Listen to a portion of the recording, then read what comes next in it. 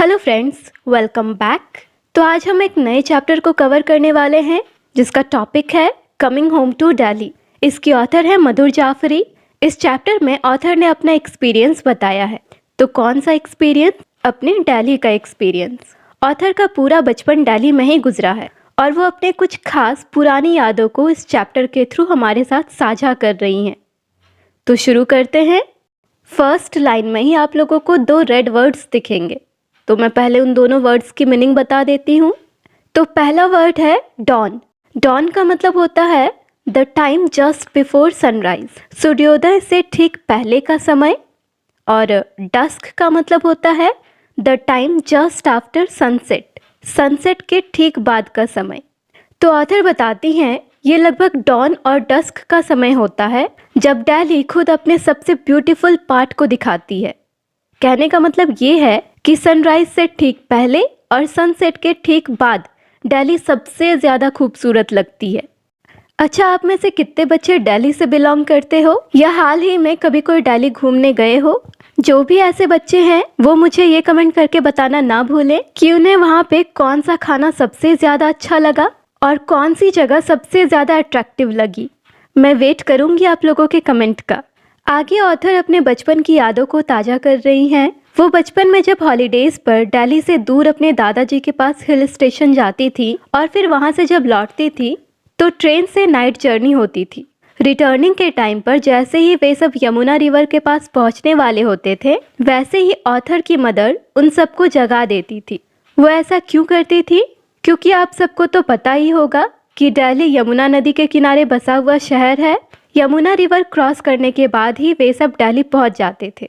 Author के time पर steam engine वाली ट्रेन चलती थी, तो जैसे ही उनकी ट्रेन दिल्ली पहुंचने वाली होती थी, मैने और तोते का झुंड गुलाबी आसमान में उड़ते हुए चहचहाने लगते थे और यकीन मानिए ये बहुत ही खूबसूरत नज़ारा होता था। पता नहीं आप में से कितने बच्चों ने मैना देखा होगा। खैर कोई नहीं, आप पिक्चर में ही देख के काम चला लीजिए। उनकी मदर जैसे उन सबको उठाती थी तो उसके बाद उनके चाय का टाइम हो जाता था। आई थिंक आप में से मैक्सिमम बच्चों ने ट्रेन से ट्रैवल किया होगा।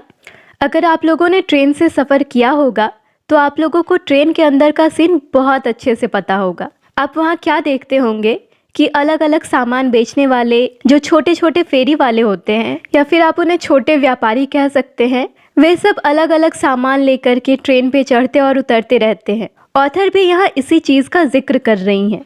सुबह होते ही चाय बेचने के लिए लोग अपने बड़े से कैटल के साथ ट्रेन पे चढ़ते थे और एक लाइन बोलकर सारे यात्रियों को अपनी तरफ आकर्षित करते थे। और वो लाइन क्या होती थी? होती थी नहीं, अब भी होती है, गरम चाय गरम चाय। अब तो लोग अपनी चाय को प्लास्टिक के कप में या फिर कोई भी डिस्पोजेबल कप में बेचते हैं, लेकिन उस टाइम पे वे अपनी चाय को सिर्फ टेराकोटा के कप में ही सर्व करते थे। टेराकोटा क्ले से बनी कप होती है जो चाय को और भी ज़्यादा टेस्टी बना देती है। आप लोगों ने अपने घर पे कभी अपने दादाजी या दादी के मुंह से सुना होगा कुल्हड़ वाली चाय। मैं उसी चाय की बात कर रही हूँ। ये टेराकोटा कप वही है। चाय पीने के बाद ऑथर की मदर अपने पर्स से कुछ कॉइन्स निकालकर बच्चों को दे देती थी। ऐसा माना जाता है कि जब ट्रेन यमुना ब्रिज से होकर गुजरती है और उस वक्त अगर कोई इंसान कॉइन को यमुना रिवर में डालकर कुछ विश मांगता है तो उसकी विश पूरी हो जाती है, और अगर विश पूरी ना भी हो तब भी उसे कुछ न कुछ ब्लेसिंग जरूर मिल जाता है। लेकिन अगर वही कॉइन नदी के किनारे कपड़े धो रहे किसी धोबी को जाकर लग जाती है तो उन्हें कोई भी ब्लेसिंग नहीं मिलता। जैसे ही बच्चों की मदर उन्हें कॉइन्स देती थी, वे फटाफट अपने कॉइन्स को नदी में डालकर ब्लेसिंग्स ले लेते थे, क्योंकि ब्रिज क्रॉस करते ही उनका अपना शहर आने वाला होता था। जैसे ही सूरज की रोशनी मस्जिद के थिन टावर्स पर पड़ती थी, ये नज़ारा कुछ ऐसा होता था जैसे कोई पेंटिंग देख रहा हो।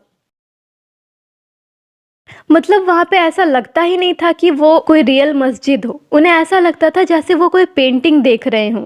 ये था हमारे ऑथर का शहर, यानी दिल वालों का शहर दिल्ली। अपने शहर को देखते ही ऑथर की धड़कनें थम सी जाती थी, क्योंकि वो इस जगह से बहुत ही ज़्यादा इमोशनली अटैच्ड थी। दिल्ली सिर्फ दिल्ली ही नहीं है, ये कई सारे दिल्लीज का कॉम्बिनेशन है। पिछले 1000 सालों में न जाने कितने रूलर्स आए और गए और सारे रूलर्स दिल्ली को अपने हिसाब से बनाते चले गए। आप सबों ने हिस्ट्री में पढ़ा होगा कि एक समय दिल्ली पर मुगल्स की हुकूमत हुआ करती थी। इन्हें इनकी धन दौलत और स्वाद के लिए जाना जाता था। इन्होंने 2 शहर बनवाए थे, जिनमें से शाहजहानाबाद एक था। इसे अब ओल्ड सिटी के नाम से जाना जाता है।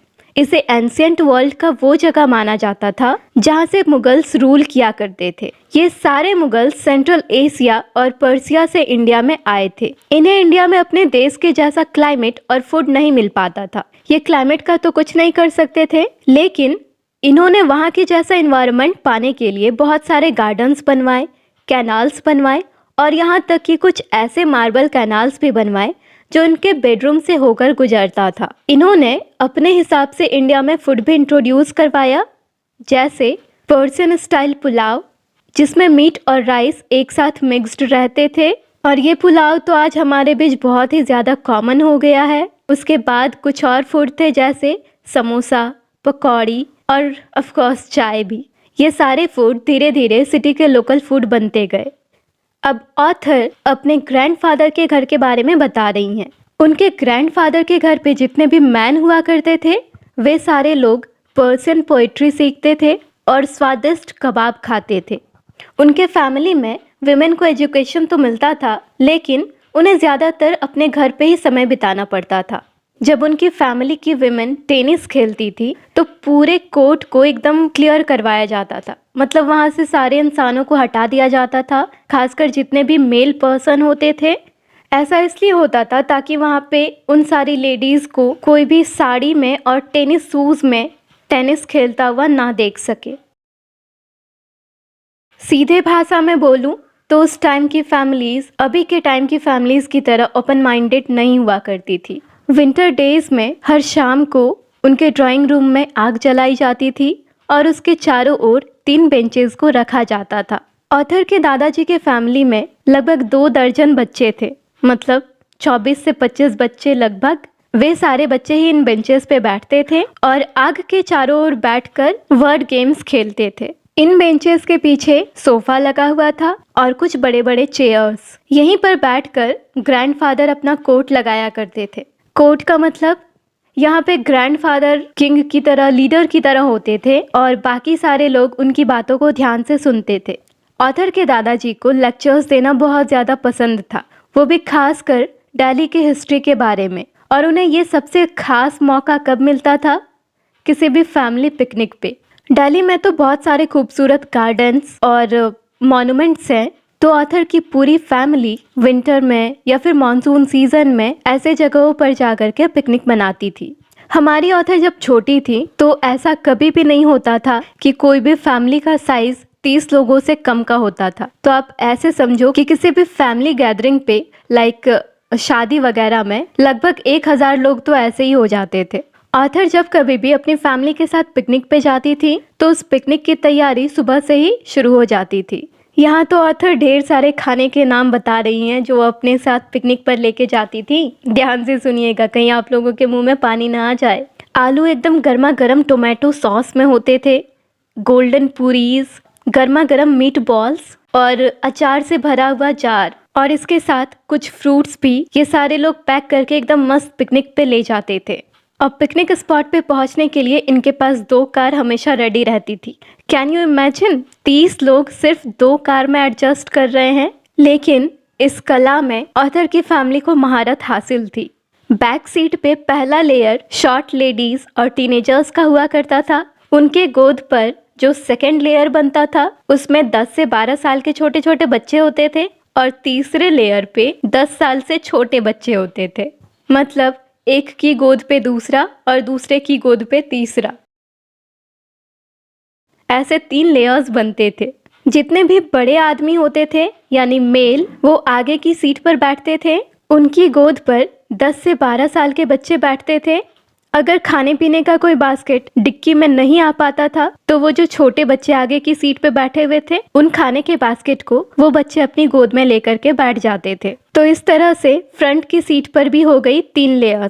पहले आदमी, उसके ऊपर में 10 से 12 साल के बच्चे, और वो बच्चे कैरी करते थे खाने के बास्केट। जैसे ही एक बार ये सारे लोग कुतुब मीनार के गार्डन पहुंच जाते थे, बाकी बड़े लोग कॉटन शीट बिछाकर उस पर बाकी खाना निकालते थे और छोटे बच्चे भागकर सैंडस्टोन टावर पर चढ़ने के लिए चले जाते थे।